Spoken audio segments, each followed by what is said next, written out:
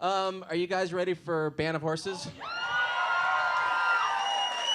Before they play, I would like to have a conversation with someone, but as I was walking around KROQ, you never know who you're going to run into. So to help me do an introduction, please welcome Mike Ness from Social D. Mike, get up here, Mike.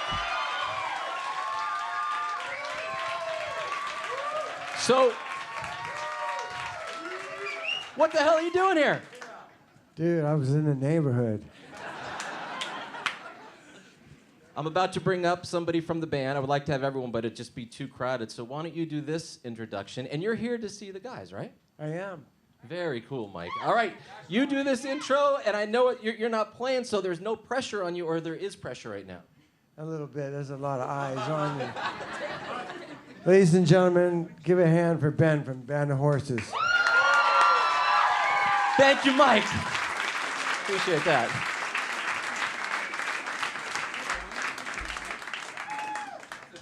How about that intro? What is your mic during the... Okay, then you go there. I'll go over here. Most important thing was Mike Ness, Dude, Social D. That is bananas. I did not imagine that happening today. Thank you, Mike. Thank you for being here. Now, it's a Monday. It's 1 p.m. Is this the earliest you've done a show ever, especially on a Monday? I still haven't woken up. I can't answer. I don't know. Can't even think yet, but yeah, probably. All right. I'm not that great of interviews, but my questions will get tougher. Great. So be ready All right, for bring these. it. Georgia football this year. How are they going to do? Oh boy. I'm nervous. If I had to predict, I'd say 9-3. That's not bad. No, we got a new coach, a whole bunch of new coaches actually. We got untested freshman quarterback coming in. I mean, it's going to be tough. He knows his stuff. Yeah, and yeah. then I'm going to bring it a little bit full circle on our home team now, the LA Rams, who are back. We have Todd Gurley on the stage. You do indeed. You do. Tell us about him.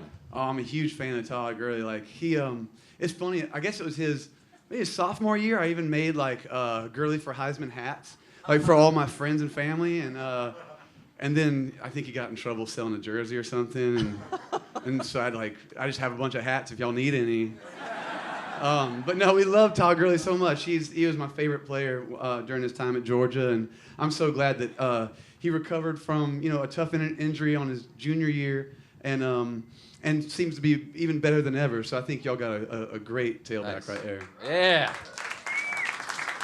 Your band is 5 records in, 5 full lengths in, and you have done it by writing great songs, playing live, getting fans, and keeping them throughout the process. And it's just getting bigger and bigger and bigger. Is it how you thought it was going to go at all, this path that you're on? Whew. I never had any expectations, man. Like I didn't start writing any songs or playing guitar and singing until I was like mid-20s, late 20s.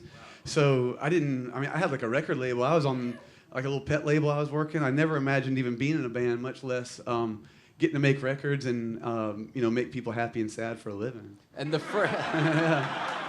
first instrument that you learned to play, was it self-taught or was it lessons, and was that in your mid-20s? Yeah. Like I was this really terrible drummer for this band briefly. Like their drummer left for another band, so we were just buddies, and they're like, well, at least we can get along on the road. So if you play like really minimalistic garbage drums or whatever, then we'll be cool. And then that band broke up, and the practice space still had all their stuff. I guess they're just a hangover from the band breaking up. They just weren't playing, so I went over there and I took that DD5 pedal, the Boss pedal, kind of gave me like a sense of rhythm. It's like a delay thing, and I put my hands on the strings. I didn't know where you're supposed to put them, so I just started detuning all the tuning pegs to where it was comfortable. And now I'm stuck with like these garbage tunings as well.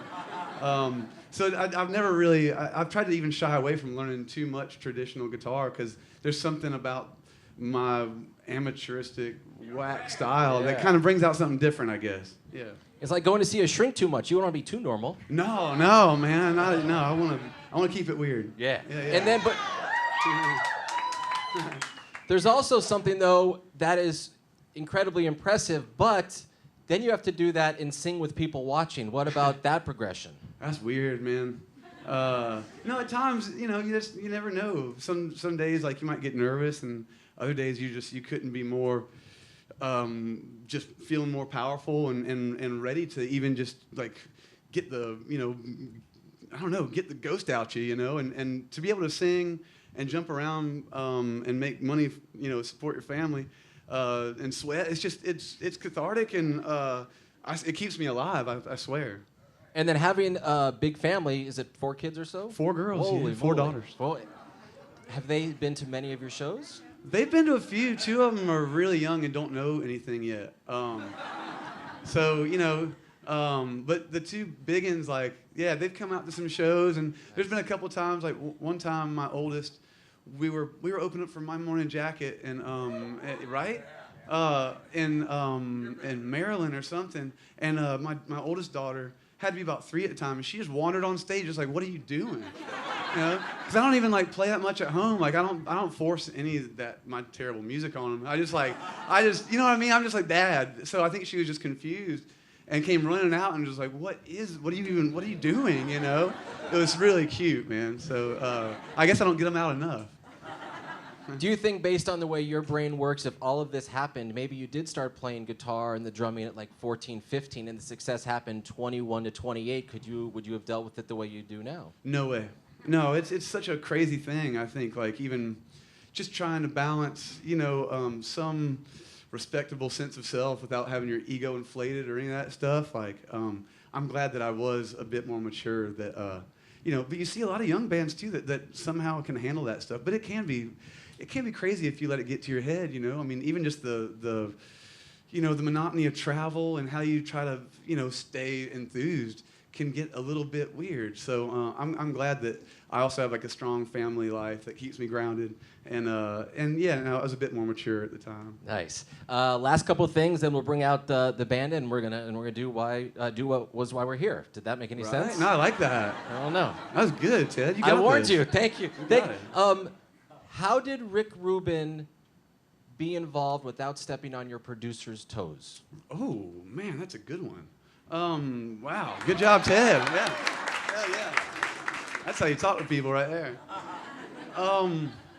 Well, you know, our producer Jason Lytle is a bit of a control freak in his own band and granddaddy, and he was, you know, a bit control freaky even with our band. You know, sometimes you'd tap and be like, "Don't forget, man, it's our record, dog. Like, come on, we do something today."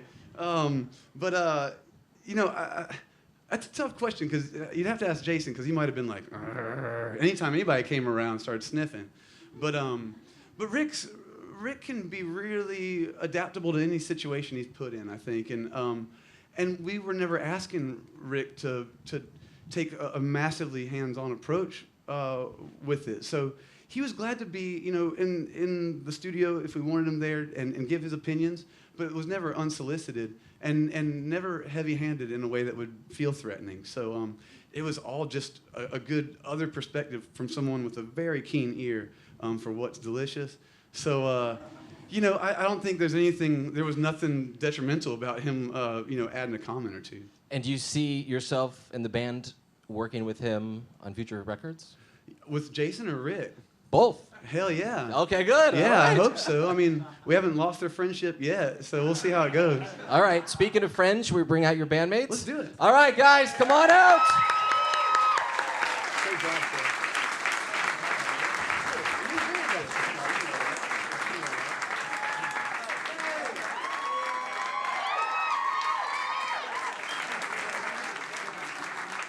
Guys, I'm going to get off stage. Thanks for being here at the Red Bull Sound Space.